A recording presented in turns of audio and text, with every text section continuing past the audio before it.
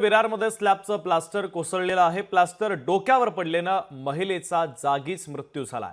विरारच्या गोपचरपाडा परिसरातील ही दुर्घटना आहे। तर अति धोकादायक इमारतीचा प्रश्न आता पुन्हा एकदा ऐरणीवर आलेला आहे। पहिल्याच पावसामध्ये या दुर्घटनांच्या बातम्या आता समोर येत आहेत।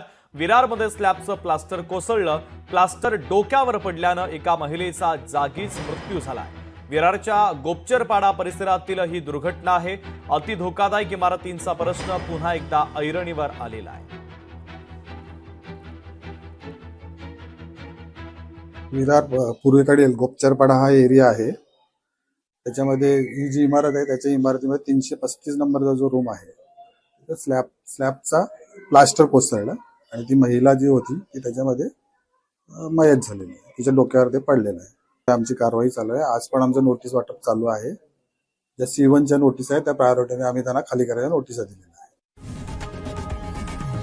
लोकशाही मराठी ऐका, पहा, जागरूक रहा।